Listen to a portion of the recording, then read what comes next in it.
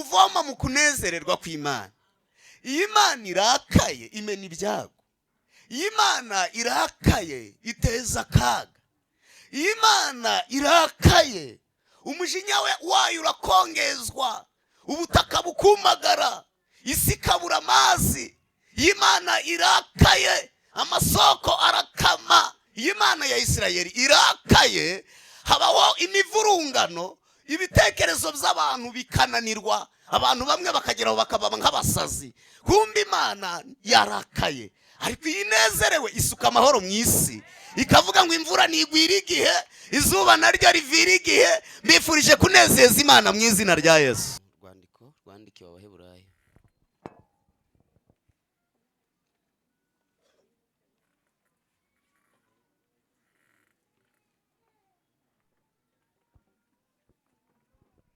Rwandiko rwandikiwe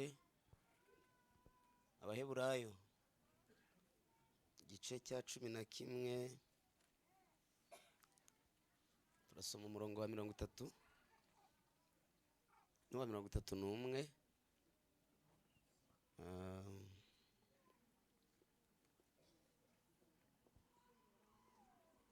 Ibindi turaza kubivuga ku Mwuka Wera dushoboza. Abaheburayo igice cy'11 umurongo wa 30 n'uwa 31 havuze ngo kwizera niko kwatumye inkike z'amabuye z'Iyeriko ziriduka bamaze kuzizenguruka iminsi 7. Kwizera niko kwatumye maraya uwo Rahabu atarimburanwa n'abatumviye Imana, kuko yakiranye abatasi amahoro. Imana ishimwe. Byukuri iri teraniro rimeze neza, nanjye nabyumvaga ko ririmo imbaraga nyinshi z'Imana. Byumvikane neza ko Imana yaje gukorera muri iri teraniro. Imana iduhana ibyiza. Nitwa Faustin Ntakiyimana. Numva ndi bugerageze kuvuga gake kandi turasigira umwanya uhagije Mama Fabrice na Papa Fabrice, ariko buriya natwe iremera uzamwinginge muzane.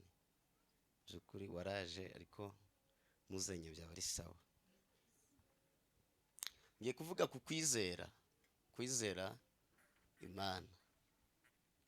Nyoborwa mu nzira yose n'ukuboko k'Umukiza, iyo mbonye neza agira ntabwo mba ngishidikanya, ndetse ngira umunezero n'amahoro asendereye, angirira ubuntu bwinshi butagira uko bungana, angirira ubuntu bwinshi butagira uko bungana.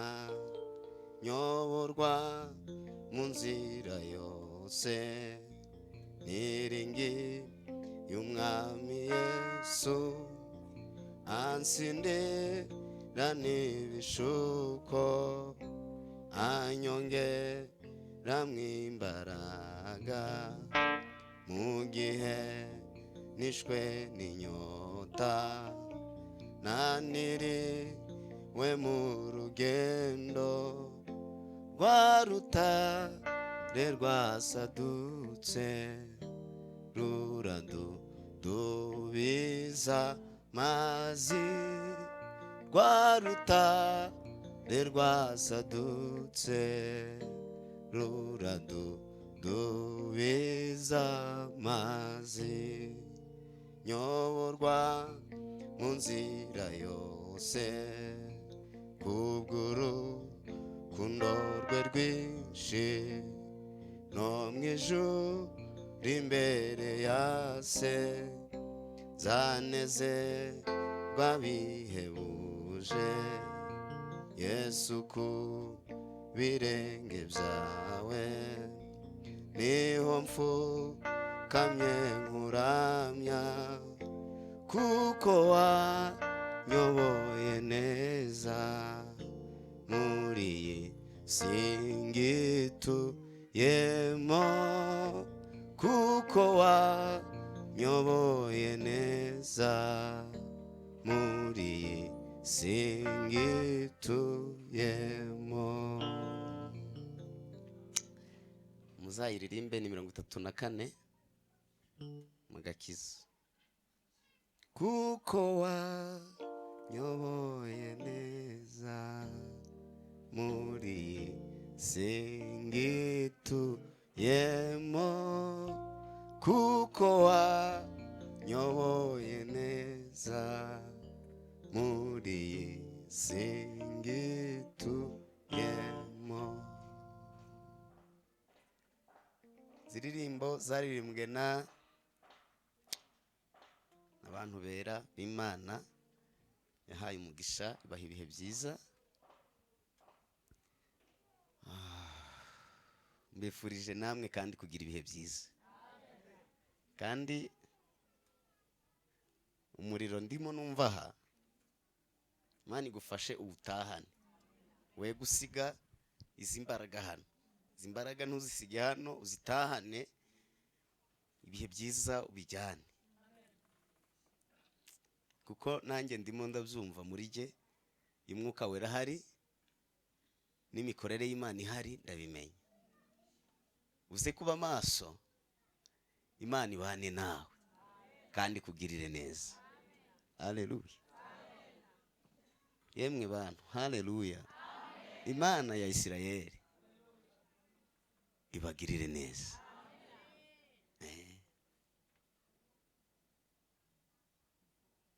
Kwizera, definisiyo yo kwizera ni ukumenya rwose ibyiringirwa udashidikanya ko bitazaba. Kwizera, ndashaka kuvuga ukwizera kubeshaho, kuko ukwizera kuri mu buryo nka butatu. Uburyo bwa mbere ni uburyo Bibiliya ivuga ngo n'abadayimoni bizera Imana, kwizera ko ari imwe rukumbi. Bo ngo barusha n'abantu kumenya ko Imana ibaho. Umuntu wese wizera ko Imana ari imwe rukumbi aba afite ukwizera kungana n'uko abadayimoni. Kwizera kwa kabiri ni ukwizera kw'impano. Igice c'12 Paul yandikira itorero ry'i Korinto yavuze ko mu bintu Umwuka Wera yazanye asutswe mu isi, ngo yazanye impano zo kwizera, abantu bakabaho bizera gusa ibintu bigakorwa. Kwizera kwa gatatu kwazanywe na Yesu umwana w'Imana. Yohana we yaravuze ngo mbere na mbere hariho Jambo, aravuga ngo yahoranye n'Imana mbere na mbere, avuga ngo ibintu byose niwe wabiremye, kandi ibyaremwe byose nta na kimwe kitaremwe nawe. Yaravuze ngo muri we harimo ubugingo, ngo kandi ngo bwari umucyo w'abantu. Ariko umurongo w'12 uravuga ngo icyakora bamwemeye bose bakizera izina rye. Ndumva nshaka kundeba wa. Haleluya. Bakizera izina rye, yabahaye ubushobozi bwo kuba abana b'Imana. Bibiliya ikavuga ngo igisekuruza cyabo ngo gitandukanye n'ibindi, ngo abo ntibabyawe n'ubushake bw'umubiri, si n'amaraso, ngo abo babyawe n'Imana. Donko Imana yarabibyariye, ni urubyaro rw'Imana.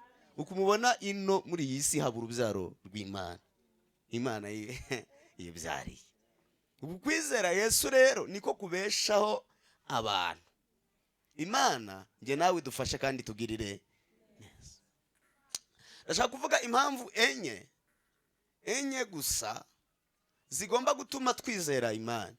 Impamvu enye zonyine. by'ukuri ndashimye cyane ukuntu murimo mureba. Ntimushobora kumva ukuntu ndimo mbona ubwiza, ndimo ndabona ibihe byiza, uko kuntu murimo mureba. Imana ibaha umugisha. Haleluya. Impamvu enye zituma twizera Imana, tugomba kwizera Imana.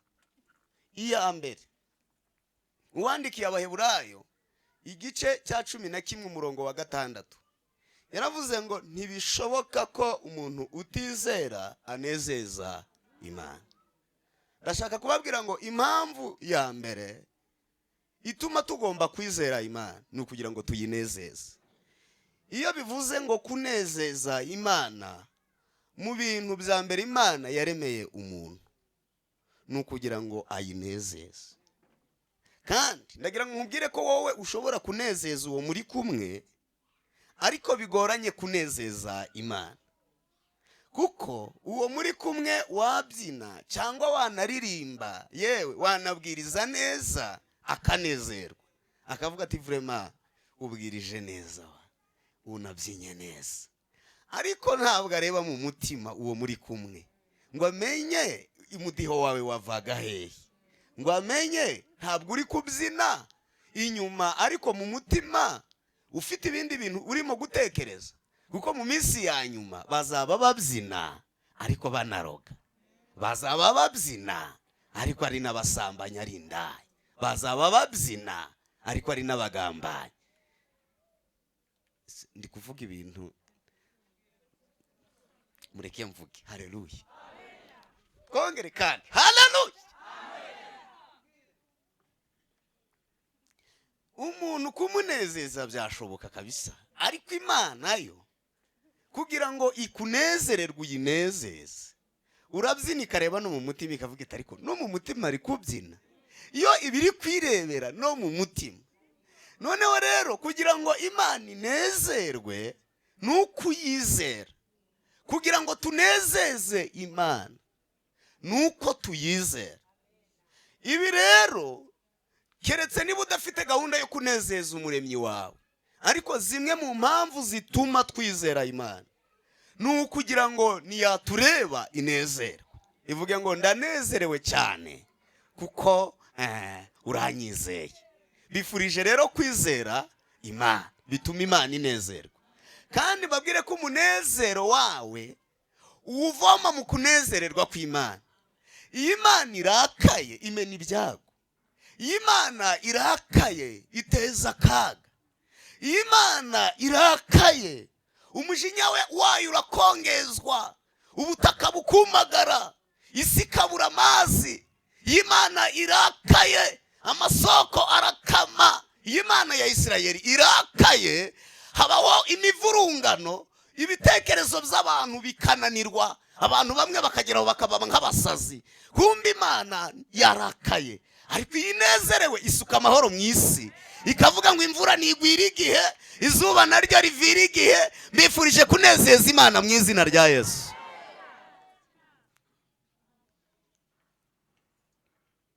Haleluya. Ndumva bitarashira. Haleluya. Hari umuntu ntari kumva, kandi kwikiriza kwe bifite ikintu bizana. Kandi haleluya. Kongere kandi haleluya. Nezeza Imana amahoro atembe nk'uruzi.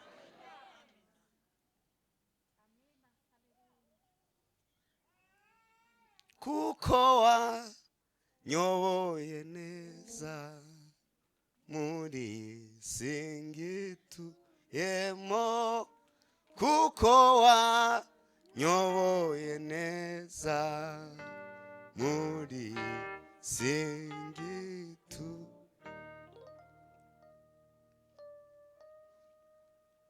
Imana ya Isirayeli irakaye, ngo yararakaye gusa, iravuga ngo ubutayu bubyukemwe inzoka z'ubusabwe zibarye.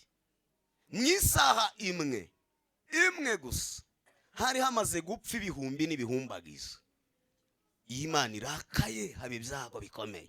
Imana yararakaye, kurakara gusa ngo igusha imvura idahita. imana kurakara. Iyo utanejeje imana uzanira uburakari imana, urugo rwawe rukagira imiraba, inzu yawe ikagira ibyago, umunezero ugashira mu buzima, ukabaho umeze nka Kayini. Kayini yarazwe kuzerera, akaba inzererezi gusa itagira umunezero. Ariko abantu bateranye uyu munsi wo kuwa mbere mbifurije kunezeza imana. Kuyinezeza rero ni ukwizera kwiriho kandi basha kugororera abantu bose bayishaka. Imana ibafashe cyane. Iyo niyo mpamvu imwe ituma tugomba kunezeza, kwizera imana. Impamvu ya kabiri ni ukugira ngo tubeho. Mbabwire ko nimutizera muzapfa. Ndagira ngo mvugire muri iri teraniro ko umuntu wese utizera azapfa, cyangwa bamwe babashakira amatike basubire mu cyaro. Usibye ko naho wapfa, umuntu utizera imana ntazabaho. Tugeze mu bihe Paul yavuze ngo birarushya, ku rwego abanyabwenge ubwabo imitekerereze yabo yamaze kunanirwa. Noneho ubutunzi ababufite bari kurushaho kubwirwirizaho. Noneho abatabugira bakarushaho gukena cyane, ku buryo abantu bari gutekereza ko igihe cy'ububata n'ubucakara ibyo bintu bishobora kuzongera bikabaho, ngo kubera kuruha kw'abantu bari mu bihe birushye. Abayafite ntibashaka kuyarekura, yewe ni ibibazo bikomeye cyane. Paul avuga biriya bintu yaravuze ngo bazaba bikunda badakunda babo. Ibyo bintu iyo mubitekereje mwumva iki? Ariko imana yikavuga ngo nubwo abakomeye barushaho kwigwizaho ubutunzi, abakene bakarushaho gukena cyane, ariko abayizera izajya ibakoreramo. Mwavuze ngo amen. Izajya igenda ikoremo, kuko imana hose ni mukwayo. Zaburi ya 42 iravuga ngo isi n'ibiyuzuye n'iby'Uwiteka, isi n'abayibamo. Ndashaka kubabwira rero ngo iyo umuntu yizeye imana, aho atagera irahamugerera, aho atakora irahamukorera, aho atakwikoreramo iragenda ikamukoreramo. Ndashaka kuvuga ngo niwizera imana ya Isirayeli izajya igenda igukoreramo, iguhereze. Umuntu wese rero utizera azapfa. Nicyo cyatumye uwandikiye Abaheburayo mu gice cy'icumi umurongo wa 37 yaravuze ngo haracyasigaye igihe kigufi cyane kandi uzaza ntabwo azatinda. Aravuga ngo ariko umukiranutsi w'Imana azabeshwaho no kwizera. Icyizere mugikure mu bamotari, icyizere mugikure mu banyonzi, icyizere mugikure mu batagisimeni. Ndazi ko uyu munyonzi wicaye ku igare rye wizera ko kugeza iyo ugiye. None mwizera abanyonzi n'abamotari ku rwego mutizera imana. Ndashaka kuvuga ngo ubwo umumotari agutwara akakugeza iyo akugeza, imana ya Isirayeli nayo igutwaye izakugeza iyo ikujyana. Ababyizera bayiha amashi menshi y'urufaya. Yigirire icyizere izakugezayo. Icyizere kizamuka izabikora. Ahakomeye izahagutambutsa, ahaterera izagushyira ku bitugu, ahagoranye izaguheka. Wateye haleluya! Izagutwara, izakugezayo. Mugirire imana ya Isirayeli icyizere.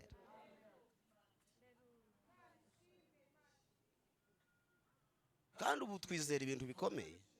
Twebwe ubu twizera ibintu bikomeye. Twebwe twizera ko nyuma y'ubu buzima hari ubundi. Wowe agapfuka avuga uteje bundi tuzahura genda. Abanyabwenge bakavuga baturi igipfu muzahurira he? Ariko twizera ko bizaba.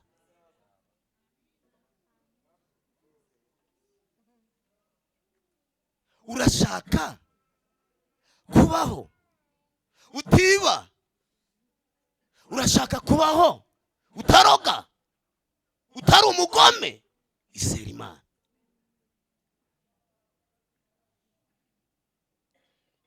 Impamvu ya gatatu idutera kwizera imana ni ukugira ngo dukorane nayo. Ndagira ngo mbabwire ngo imana nijya kugutabara izakenera umufatanyabikorwa. ashobora kuba wewe cyangwa undi.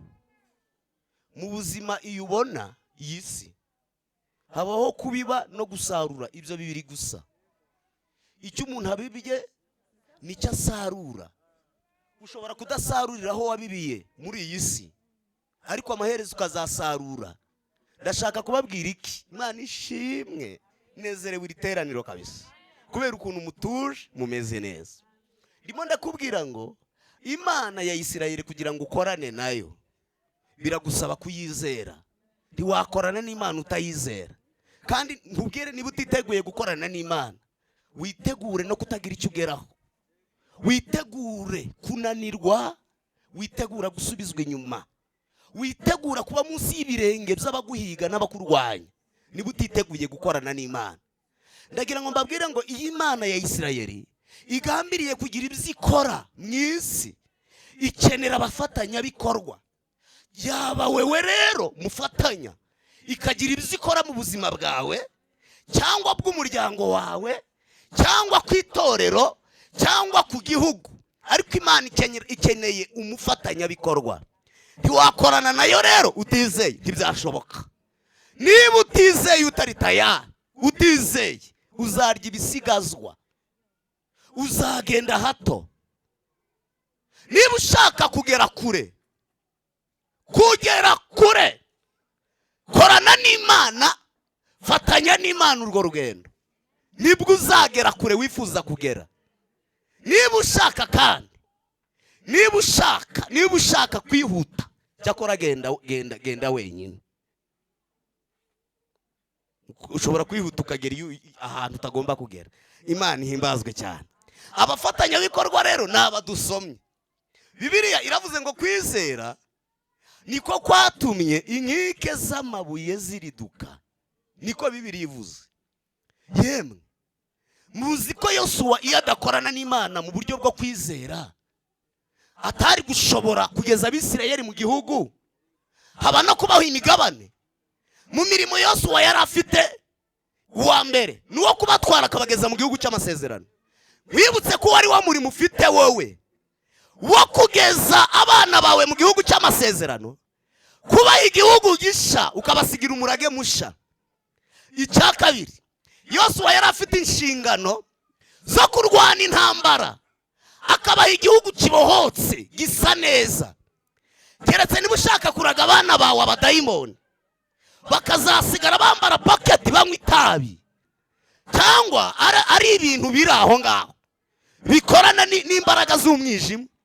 Ariko niba ushaka gufata abana bawe ukazabageza mu gihugu cy'amasezerano, kandi ukazapfa ukabasigira umurage musha, igihugu kibohotse, ubwo ndavuga ubuzima bwiza, tangira utekereze gukorana n'Imana.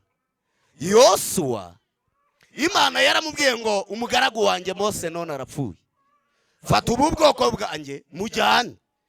Imuha isezerano iramubwira ngo uko nabanaga na Mose, uko kandi niko nzabana nawe. Yosuwa aranezerwa cyane, ariko asigaranye abantu badahuje nawe kwizera. We biramusaba ko yizera kandi cyane. Yosuwa ngo bari muri ubwo butayu, Imana ndayikunda, igira imbabazi kandi igira impuhwe nyinshi.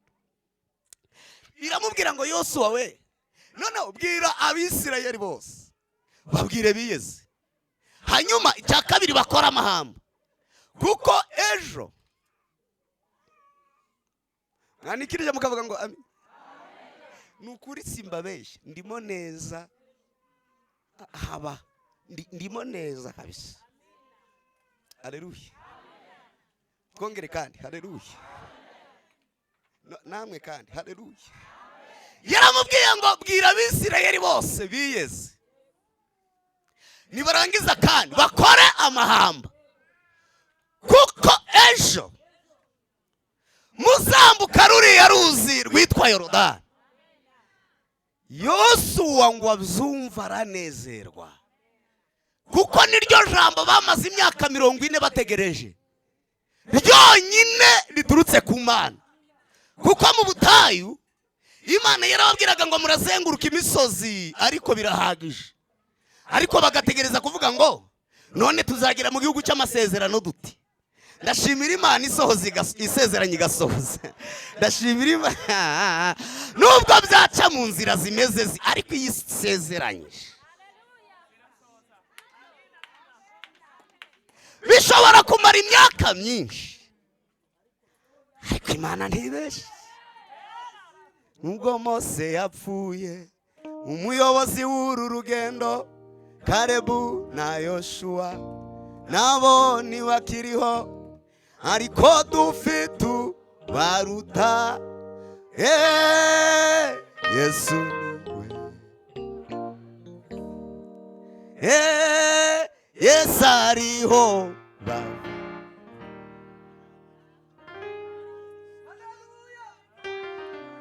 Tugira gutya ntere haleluya twese, kandi tugira gutya kandi muyikirize haleluya.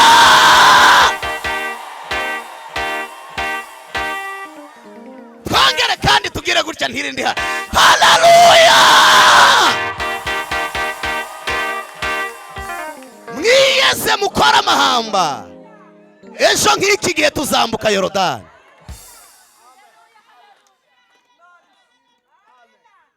Nimukore amahamba mubibwire n'aba bandi bose ko tugiye kugera iyo tujya.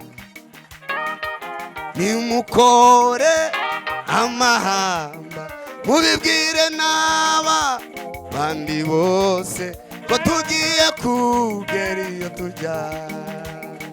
Nyemerera Mana yendane nawe mu butayu ntazizaya.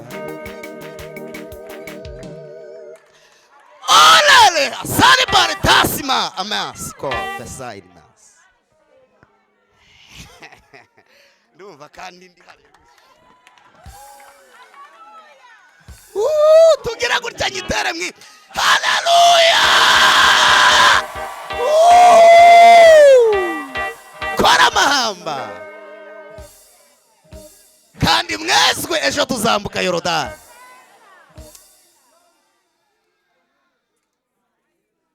Yose wabwira Imana atari ko nubwo ubivuze turi mu gihe cy'amasarura, kandi turi mu gihe Yorodani yarenze inkombe. Donko ni ibibazo bikomeye cyane byarenze inkombe. Imana iramubwira ati bishobora kurenga inkombe zanyu ariko ntibyarenga ijambo ryanjye. Bishobora kurenga inkombe za, bikarenga imiryango ya, bikarenga diporome ya, bikarenga umugabo wawe, byarenga inshuti zawe, bikarenga imitekerereze yawe, ariko ntibyarenga ijambo Imana yavuze. Haleluya! Nubwo birenze inkombe humura, izere gusa ntibyarenga ijambo rya Yesu. Yesu arayibwira ati okay, ubwo bivuze tuzambuka. Yegera Abisirayeli arababwira ati tuzabatize tuzacaye. Arababwira ati nimuhumure, yabivuze niyo kwizera. Nimuhumure, iyaduhamagaye niyo kwiringirwa. Baravuga bati koko. Arababwira ati koko. Maze Yosuwa mu kwizera ngo abatumye n'abatasi. Arababwira ati sha nimugende muze gutata igihugu, muzane n'amakuru, muze kutubwira uko bimeze, ariko cyane mutati Yeriko tuzatwumva ngo harakinze, ngo ni umurwa utoroshye, muze mutubwira uko bimeze. Arabahereza baraje. Ejo h'Imana rero uyu munsi w'Imana mujye mubitandukanye. Imana ejo hayo haba hejo, n'uyu munsi hakaba uyu munsi, bitandukanye n'ibyawe cyane. Imana rero yarera aho hafi iri gukorana, icyo bita guko. Yagombaga gukenera umufatanyabi uyizeye. Bizagenda bite? Uzabambutsa gute nutizera? Ngo nabo bagezeyo Imana ni nyamaboko, ngo bageze Yeriko ngo basanga harakinze, ngo basanga bamaze kubitegura, nabo bamenye amakuru ko hari ubwoko buri kuza kandi bushaka icyo gihugu. Baravuga bati mushaka ibyo kurya bihagije. Abacuruzi bacururiza imbere gusa. Yeriko turayizeye, ifite ibihindizo, ifite inkingi ndende, nta muntu wayinjiramo. N'uwatekereza ngo azacukura byamusaba imyaka n'imyaka. None muze mwese abajya mu mirima bajya mu mirima, hanyuma dukinge. Ariko ibyo babikora abatasi bamaze kugerayo. Ngo abatasi bagere muri Yeriko, ngo binjira mu rugo kwa Rahabu. Uyu rero ngo yari maraya. Itega izwi cyane, yari umukobwa mwiza ari gutega uwa maraya. Dore rero maraya ngo ibabone iravuga itaba, aba ntago baje gusambana, kuko uko bari kuvuga ndi kubona ko batandukanye, nuko bari kureba nta bintu byo gutereka amaso. Ukuntu bari kugenda biragaragara ko atari amabandi. Oh haleluya! Uko bari kugenda aba bantu baratandukanye kabisa. Barabaza ariko muragenzwa n'iki? Babitegereze, baramubwira bati twebwe turi ubwoko, turi Abisirayeli. Murebe ingesha uwo nawe burazakorera Imana.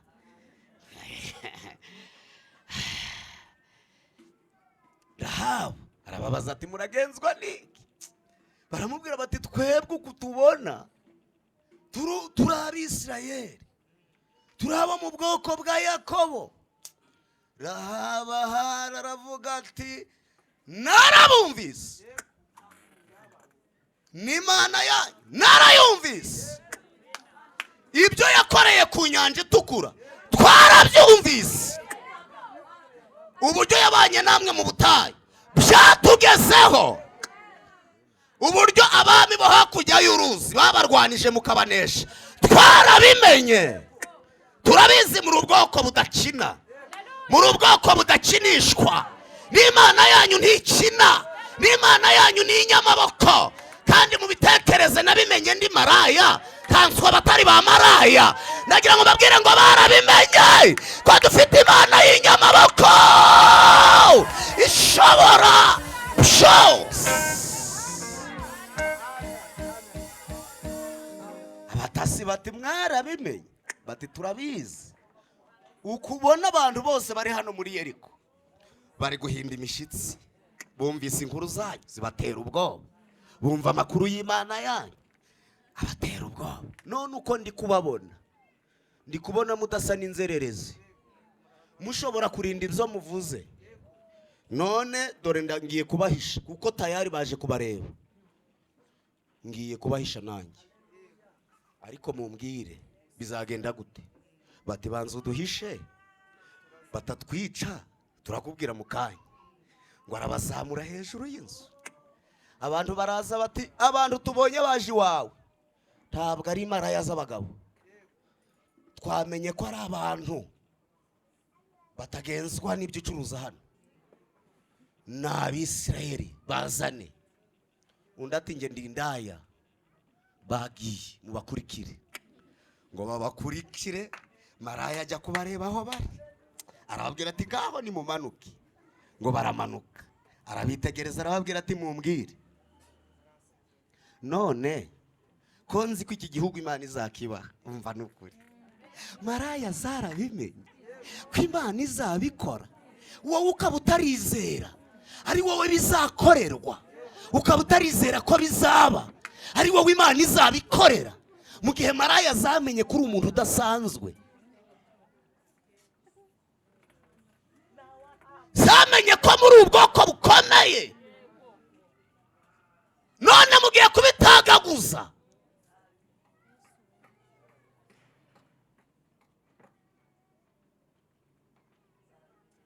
Koko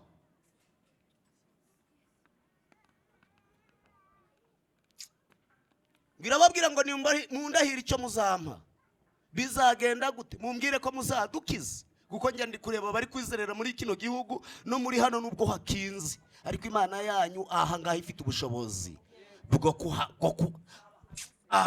ngo nuko bakinze niyo ikingura ibikinze igakinga n'ahantu abantu ntibakingure. Imana yanyu twarayimenye, iyatandukanijemo inyanja ntiyabura kubatabara. Ntabwo iyatandukanijemo inyanja aba ngo bari muri Yeriko ngo barakinze. Ndabizi nge ndabyizeye, nyumvira indahira byizeye ko byaba, nawe wowe ugishidikanya utese Mana bizaba koko, bizanyura. Naho Marayo yabibonye ikavuga iti Imana yabo yaremye ijuru n'isi iza bikora. Maraya ngo barayibwira ngo turi ubwoko bw'Abisirayeli, kandi Imana yacu yisezeranyije irasohoza. Natwe iyo dutanze isezerano turaririnda tukarisohoza. None rero Maraya tugiye kugenda, ariko isezerano tugirana ni rimwe, nuko ufata agashumi gatukura. Data we mwanikirije mukavuga ngo amen. Fata agashumi gatukura ugashire kuri iri dirisha, ngo byashushanyaga amaraso ya Yesu azakiza abazamwizera bose. Ariko dukomereye Yesu amashyi menshi, byashushanyaga amaraso ya Kristo azakiza. Noneho ubugorigota wahindutse imbabazi, abakugezeho bose barakira. Amaraso y'ukomeye yarahamenetse, avumura uwo musozi waruvumwe. Gorigota wambambiye umukiza, wabikoze utazi icyo ukora. Kuri wowe yari kivume, kuri nge n'umucunguzi, umwana w'Imana ihoraho. Ariko abakunda amaraso ya Yesu, haleluya, abayanyoye bose bararuhutse, yarabogeje abahindura ibyaremwe bishape. Baramubwira bati wowe ukapfundike ku idirisha, nituza hano i Yeriko tuzareba gusa ako gatambaro, wowe gusa ugapfundikeho. Maraya aravuga ati koko agatambaro konyene? Baramubwira bati ukizere, wizere ko ako gatambaro kagukiza, wowe byizere gusa. Aravuga ati uhereye none abagabo kambe mbaretse, kambe ndetse abagabo ngapfundikeho, kuko ubwo mwatangiye kugera ino biragaragara ko mwashe. Ayo mashari guturagurika ariko abayimana, biragaragara ko mwaje. Igihe cyegereje, ntabwo ari igihe cyo kujya gusambana, ntabwo ari igihe cyo kujya kuba ibandi, ntabwo ari igihe cyo kujya kuba indaya. Igihe cyegereje ngo amasezerano y'abakiranutsi asohore. Igihe cyegereje ngo isezerano olela isaibe daste santo laba. Ariko tugire gutya ntere haleluya kandi haleluya, cyegereje igihe cyo gusohora kw'amasezerano y'abakiranutsi. Kampumuriza abakiranutsi dari mu ntungungu dangamba pele ya saine dotatre deza fela ibala deza inoma pikitiki talama andona peri rasai otando lebere ya hasiki ya tambo.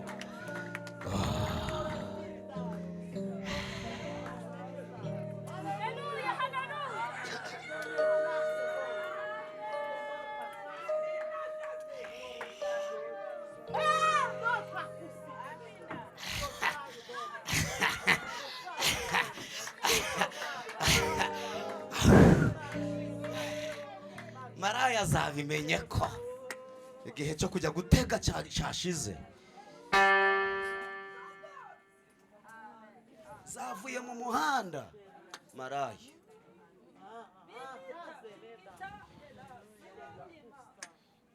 Aravuga ati kangapfundikeho. Baramubaza bati se turanyuranye? Arabasubiza ati idirisha mfundikaho agatambaro niryo mucamo mugenda. Mu rubavu rwa Yesu havuye nk'amaraso y'uruzi rw'ubugingo rwoza umutima wanjye. Ndashima umusaraba, ndashima nziza, ariko cyane cyane ayi ndashima umwami Yesu. Bati koko mu idirisha nimutunyuza? Arababwira ati icyo ni igihango, mwebwe namwe muricemo, mwe guca mw'irembo. Ngo abahungu baricamo baragenda, nawe ngo apfundika agashumi. Aravuga ati kugira ngo nzankize mama na data na barumuna banjye na bashiki banjye, nuko mfundika aka gashumi. Ngo aragapfundika, aravuga ati kangapfundike ahari umuryango wanjye wazakira. Ngo bamaze kugenda, aragenda ahamagara se, ahamagara na nyina na barumuna be, ahamagara na bashiki be, ubwo ni barumuna be. Arabwira ati muve muri ibyo bipangu. Haleluya, haleluya. Arabwira ati noneho nimuwe muvuye muri ibyo bipangu muze mubane nanjye. Bati tubane nawe? Arabwira ati gukira, kugira ngo muzakire nuko muza kubana nanjye. Bati si wawe hari iki? Arabwira ati hari agakiza. Haleluya, hari agakiza iwanjye, hari agakiza. Ababyeyi bati kandi uri indaya? Arababwira ati sinkiri indaya, nabonye agakiza, nabonye agakiza ka Yesu. Baramubwira bati wakijijwe ryari? Aravuga ati nahuye n'abagabo babiri bo mu bwoko bw'Abisirayeli, abo nibo bambwirije iby'agakiza, ubu iwanjye wakiruje. Baramubwira bati natwe turashaka gukira. Umukecuru afata akabando na barumuna be bati turaje, na se nawe ngo baraje, bose ngo bajya muri iyo nzu ngo baricara. Bati se bimeze biti? Arabwira ati nimwicare mutegereze agakiza, nimwicare mutegereze muzabibona. Baravuga bati turicaye ariko dutegereje agakiza. Bariza mugenzi wawe ngo wicaranye iki? Mubaze uti wicaye utegereje agakiza? Uti wicaranye iki? Utegereje ibirayi n'imodoka? Utegereje amafaranga? Utegereje iki? Kenala azo odome, utegereje iki? Ngo baricara baranezerwa. Yosuwa nawe ngo ejo h'Imana hagere, abwira Abisirayeli ati twagiye. Bati igihe twazengurukiye aha none koko tugiye kwambuka? Arababwira ati twagiye. Abahungu bati kera turagiye. Abatambyi ngo baterura isanduku y'isezerano, baravuga ngo amasezerano yose uko Imana yakomejwe n'amaraso umwami wacu Yesu. Aravuga ngo isi ntibizavaho, ijuru naryo rika uwizera azabona ayo masezerano. Ngo bagere kuri Yorodani ngo ibarebe, iravuga iti mwico ni iki mwikoreye? Baravuga bati twikoreye isanduku y'isezerano. Yorodani iravuga ngo koko Imana yacu niyo Mana iyo sanduku y'isezerano. Uwo mwanya ngo Yorodani ihita icikamo kabiri. Mwakomeye Imana amashyi. Ngo abatambyi barambuka, ngo bageze hagati Imana irababwira ngo nge nkenera abafatanyabikorwa ariko banyizera. Muhagarare bose babanze bambuke, kuko muri mwe harimo abanyantege nke. Muhagarare. Ngo barahagarara bose bamaze kwambuka. Imana iravuga iti ndashaka ibihamya muri mwe. ndashaka ko mutora amabuye ku buryo bene wanyu bazavukira muri iki gihugu muzababaza ibyo nakoranye namwe. Ngo batora 12 barayambukana, ngo bageze mu gihugu imbere ahitwa Girugari, ngo Imana yaherera nezerwa iravuga ngo uhereye none manu irekereyeho kuza, mugiye kujya murya ibigugu. Ubu ntimwayiha amashyi wanyu, muzarya ibigugu. Icya kabiri kandi mugiye kujya murya ibyimejeje. Ubu mugiye kuganura ku masezerano n'abasezeranije kera. Ngo abahungu bararya baravuga bati koko wakwizeye, yakwizera Imana. Ngo bararya baranywa, Imana iravuga iti ariko muri mwe harimwe abatarabatizwa. Yosuwa ati none barabatizwa bate? Imana iti bakebesha amabuye. Kumbi yari Yesu. Oh haleluya, tuzabonera agakiza muri we.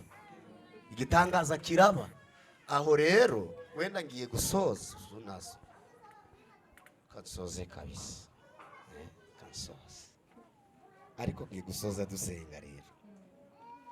Aho rero Yosuwa nawe ari aho mu gihugu aravuga ati ariko kanjye kureba iyo Yeriko bajya bavuga, kumbi harimo umuryango utegereje agakiza. Harimo umuryango uri kuvuga uti nubwo aba bantu bo muri iki gihugu bari kwigira barya, ariko ahantu mwari kuzenguruka ngo abakubitanye n'umugabo, kumbi yari Kristo. Utajya tetereza bamwisunga, ni umugabo w'umunyamaboko n'intwari. Baramubaza ngo uruwa mu bacu cyangwa uruwa mu babisha bacu? Ngo yabivuganye gushyira amanga, kuko Imana yari yarasezeranye nawe iramubwira ngo nzabana nawe aho uzajya kandi aho muzakandagiza ibirenge hazaba hari. Marayika aramubwira ngo sindi uwo mu babisha abantu, nje nona kubera ingabo z'Uwiteka Yosuwa ati none nge ngakora iki ko nari umugaba? Marayika aramubwira ati ceceka, aho mugeze birasaba ubufatanye, ntabwo wabikora wenyine, birasaba ubufatanye wowe n'ijuru. Udakoranye n'ijuru byabananira. Imana ngo hita ibwira Yosuwa ngo muzazenguruka 7 mutavuga. Yosuwa ati tutavuga gute? Iravuga iti hazagire n'umwe uvuga. Muzazenguruka mutavuga, mumeze nk'ibiragi mwizeye gusa.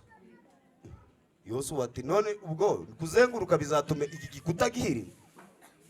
Imana iravuga iti nge sindwana nk'abantu. Abantu bagira intwaro zabo, nanjye nkagira izanjye. Mundekere ubuhangange bwanjye n'ubutware bwanjye nyirwane. Yosuwa aravuga ati ndakwizeye, niba uri tayari nanjye ndi tayari. Wabwira Abisirayeli ati nta muntu wemerewe kuvuga kuri Yeriko, haba no kuyiganira, tuyizenguruka cyangwa turi mu mahema. Abahungu ngo barahaguruka umunsi wa mbere ngo barazenguruka, ariko bakazenguruka bamwe bisetsa mu mutima, akavuga ati mvuze Imana yanyica, ariko banza turi ibigoryi. Abwo abo nabatizera bavuga bati ariko aba bantu ubu dufite ubwenge. Ngo bakazenguruka bakisetsa, ngo bakarebana bagatimbagara, bakavuga bati ntabwo tuvuga ariko turi ibipfupe. Ariko Yosuwa akavuga ati Imana mu mutima ndabizi turi kumwe nawe, na marayika twahuye turi kumwe. Ko ku nshuro ya 7 Imana iramubwira ngo muzenguruke 7 gusa. Muzi cyabaye ngo bazengurutse 6 ku nshuro ya 7. Imana irababwira ngo muzavuze urusaku, abatambyi bavuze amahembe, abandi bazamure isanduku y'isezerano mbereke. Ngo ku nshuro ya 7, haleluya, munikirize haleluya, inshuro zose batavuze barazikuba, baravuga bati noneho ubu tugiye kuvuga. Ku nshuro ya 7 ngo abatambyi bazamura amahembe ngo ngo abandi bazamura isanduku y'isezerano, ngo Abisirayeli bose bazamura amabendera, ngo abagabo n'abagore bavuza akaruru bati Imana yacu ni Imana y'imbaraga, Imana y'Abisirayeli iteye ubwoba. ngo bakivuga batyo ngo yaye, ariko bagiye kubona ngo babona ngo maraya nawe ahari ngo arabyumva, aravuga ngo ya Mana tumaze igihe dutegereje. Ariko bategereje Yesu bahaguruke batere haleluya. Ya Mana tumaze igihe turindiriye ngiyo. Maraya ngo arabyumva aranezerwa, aravuga ati ndabizi Imana y'Abisirayeli ntirwana nk'uko abantu barwana, imirwanire yayiteye ubwoba. Yosuwa nawe tavuga ati aha harimo umuntu umaze igihe ategereje, ngo babwira ba basore ngo mwese igice cya 6 umurongo wa 22 ngo yarababwiye ngo mujye kureba maraya uwo murebera habo n'abari kumwe nabo bose ngo bafatanije kudutegerereza mu nzu ye. Ijambo ry'Imana ribaganze mu izina rya Yesu.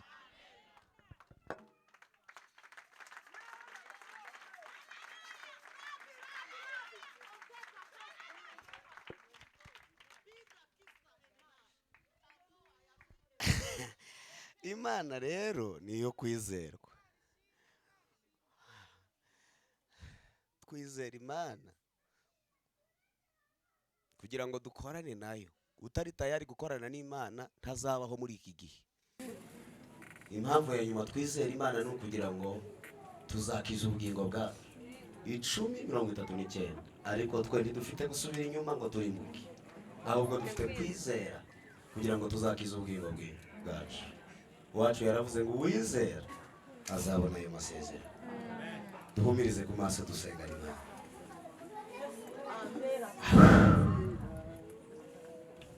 Haleluya.